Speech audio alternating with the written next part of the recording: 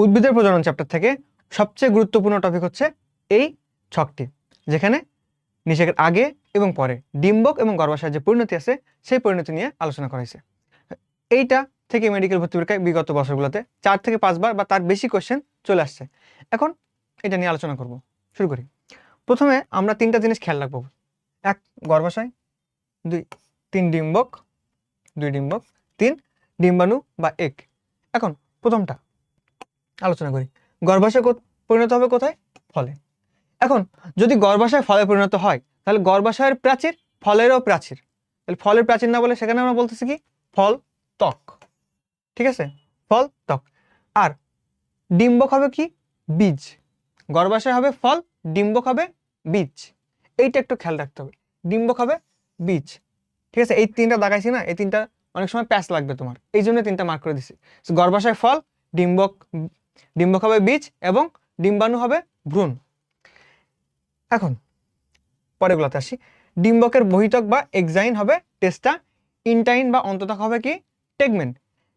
টেস্টা মনে রাখবো, test exam, এই দুইটা তোমার অবশ্যই প্যাচ লাগবে। টেস্ট এক্সাম, এক্সাম দিয়ে এক্সাইন আর টেস্ট দিয়ে টেস্টা। সো টেস্টা দিয়ে মনে রাখবা কি বহিত্বক বা এক্সাইন টেস্টা, আর ইনটাইন হবে কি টেগমেন, বাংলায় বীজ বহিত্বক অন্তত্বক। শেষ। নিউসেলাস বা ভ্রূণ পোষক টিস্যু অধিকাংশ ক্ষেত্রে নিঃশেষ হয়ে যায়, বা যদি থাকে সেক্ষেত্রে সেটা পেরিস্পার্ম বা পরিভ্রূণ তৈরি হবে, মানে ভ্রূণের চারিপাশে একটা লেয়ারে কনভার্ট হবে, পরিভ্রূণ বা পেরিস্পার্মে কনভার্ট হবে। পরে আসো ডিম্বাণু। এখন ডিম্বকের সাথে ডিম্বাণু তোমার পেঁচাবা, এই জন্য তুমি মনে রাখবা যে ডিম্বাণু মধ্যাহ্ন আছে, ভ্রূণে কি আছে মধ্যাহ্ন আছে, আর পেঁচ লাগবে না, ডিম্বাণু ভ্রূণ। ওকে। সেকেন্ডারি নিউক্লিয়াস ষষ্ঠ হয়, এটা সবাই জানি, যদি তাও মনে না থাকে তাহলে মনে রাখবা দন্তস্ব এন্ডোস্পার্ম বা ষষ্ঠ হবে। এখন তারপরে নষ্ট হয়ে যায়, কয়টা নষ্ট হয়ে যায় দেওয়া আছে? 3টা, মেইনলি 3টা নষ্ট হয়ে যায়। কি কি? সহকারী কোষ বা অ্যান্টিবডাল সেল, সহকারী কোষ বা সিনার্জিড, অ্যান্টিবডাল সেল বা তোমার প্রতিবাদ কোষ। সিনেমাতে সবচেয়ে বেশি ভূমিকা রাখে কে? হিরোর পরে হিরো তো ভূমিকা রাখে, হিরোইনও ভূমিকা রাখে। সো নায়িকার পাশাপাশি কি অনেক সাইড হিরোইন থাকে না? তাদের খুব একটা ভূমিকা থাকে বলো? থাকে না তো। আমাদের মেইন ফোকাসটা থাকে নায়িকা কি করতেছে, নায়িকার সাথে হিরোর কি সম্পর্ক হচ্ছে কিনা, আছে সাইড হিরোইনের সাথে নায়কের সম্পর্কে আমরা খেয়াল রাখি না। সো এখানেও সেম জিনিস। সো এই সিনার্জিড আর প্রতিবাদ কোষ। সিনার্জিড থাকে ডিম্বাণু, যেটা থাকে ডিম্বাণুর দুই পাশে সিনার্জিড থাকে, সাইড, ওটা অপপ্রান্তে থাকে, ওটাও সাইড। সো ওই দুইটাই আমার কাজে লাগবে না, নষ্ট হয়ে যাবে।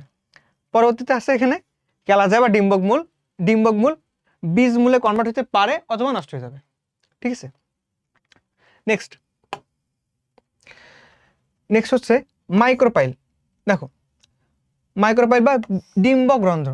ডিম্বক কিসে কনভার্ট হয়? ডিম্বক বীজে কনভার্ট হয়। তাহলে ডিম্বক রন্ধ্র হবে কি বীজ রন্ধ্র, ডিম্বক রন্ধ্র বীজ রন্ধ্র। তারপর হাইলাম ডিম্বক নাভি, ডিম্বকের নাভি, ডিম্বক কিসে কনভার্ট হয়? বীজে কনভার্ট হয়, তাহলে ডিম্বক নাভি বীজ নাভি।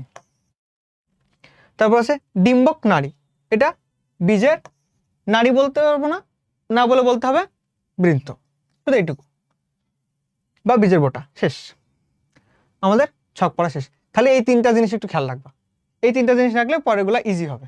ঠিক আছে, বেস্ট অফ লাক।